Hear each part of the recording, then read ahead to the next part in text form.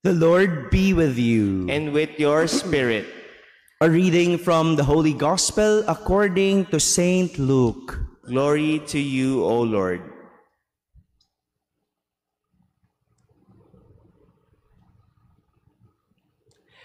Jesus said to his disciples, "As it was in the days of Noah, so it will be in the days of the Son of Man.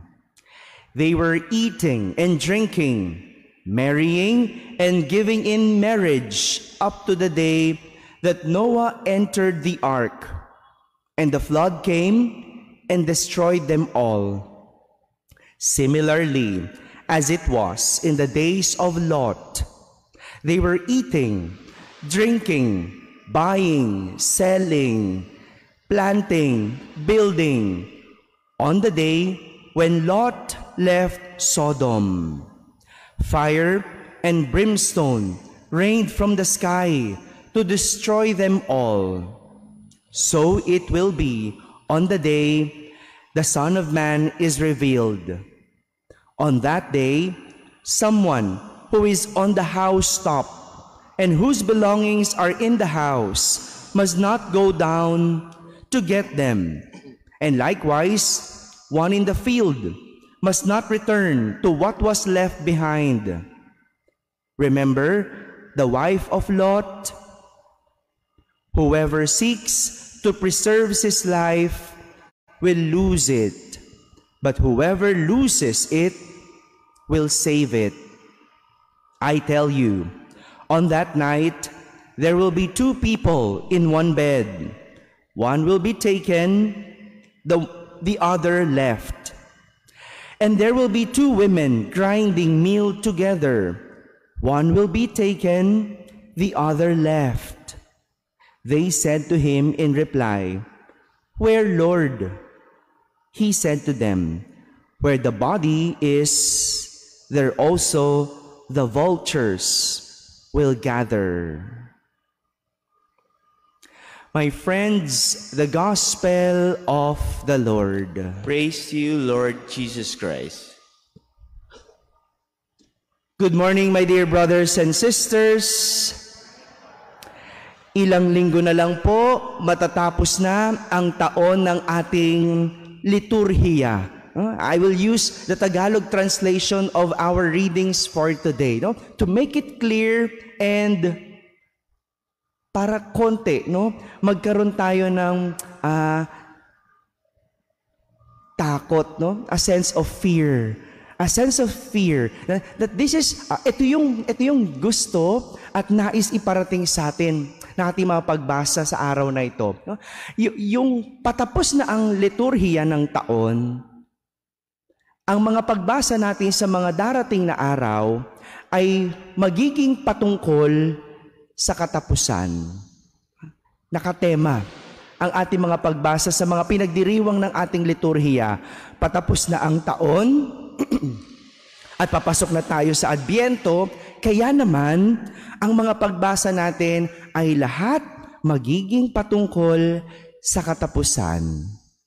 Kaya nga sa ating ebanghelyo ngayon, si Jesus tila nagbibigay ng isang nakakatakot na pagsasalarawan ng katapusan.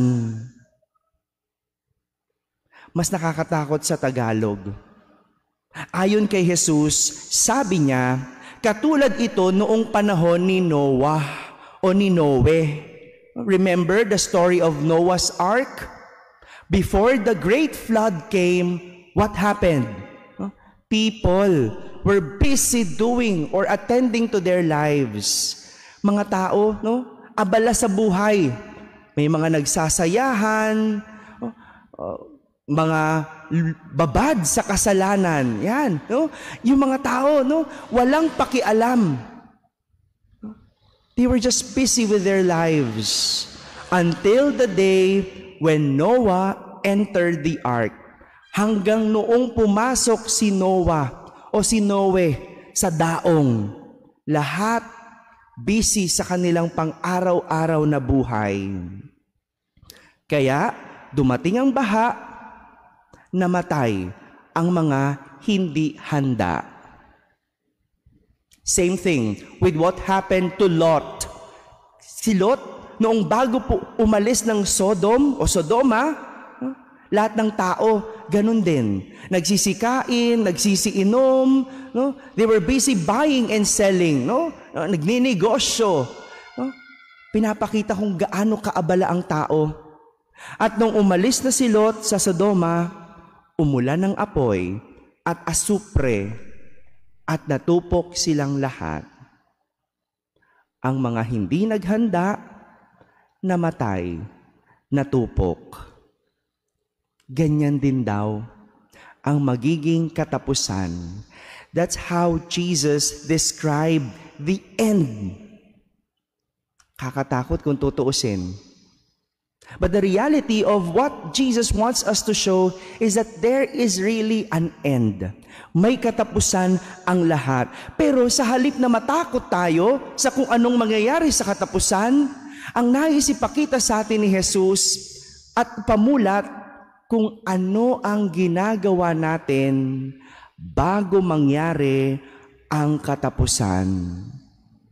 Ano ang ginagawa natin bago mangyari ang katapusan?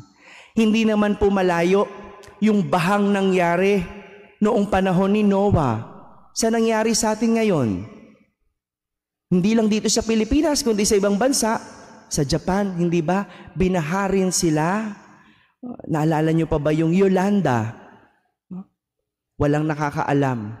Nababahain ang lugar, no, ng Tacloban. Pero nangyari.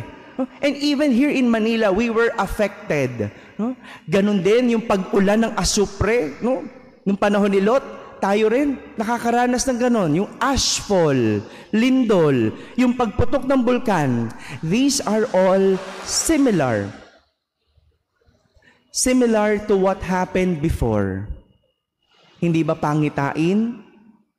Pero hindi naman tayo tinatakot ng Diyos. Hindi tayo tinatakot ni Jesus sa mga mangyayari.